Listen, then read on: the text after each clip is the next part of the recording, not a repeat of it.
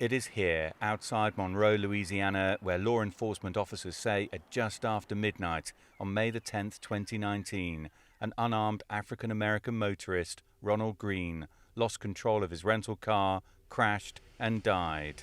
The state has charged 5 officers with crimes. 4 are Louisiana state troopers, 1 is a local deputy sheriff. All 5 are white.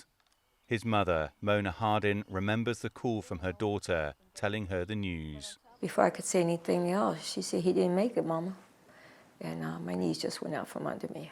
Almost immediately, there was suspicion around the police version of events.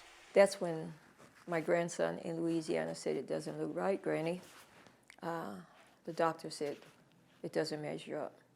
The family fought to see the police body cam footage. Some 17 months later, the family was eventually allowed to see the video.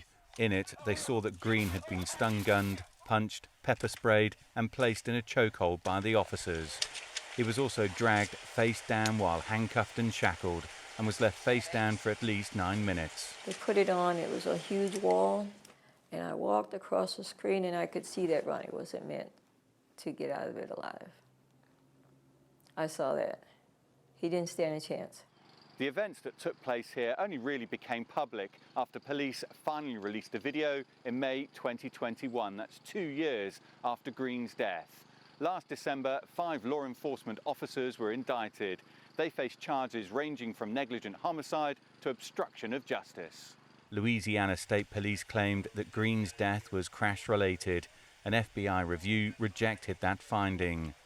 One key area of focus for the family: was there a cover-up, and if so, who was involved?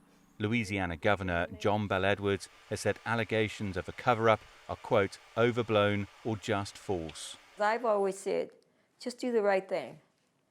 Yeah, you can't keep talking, you just dig in a deeper hole. Just do the right thing, Louisiana. Make this wrong right. Mona believes more needs to be done to stop families from going through what she has experienced. She is calling for an end to qualified immunity for police officers, the legal protection that shields officers from being sued for misconduct. And she says her trauma was triggered again following the death of Tyree Nichols, who also died after being beaten by police in Memphis earlier this year. That was my son right then and there.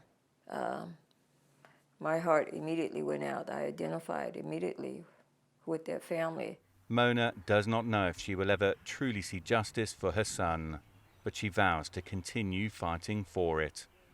Dan Williams, CGTN, Monroe, Louisiana.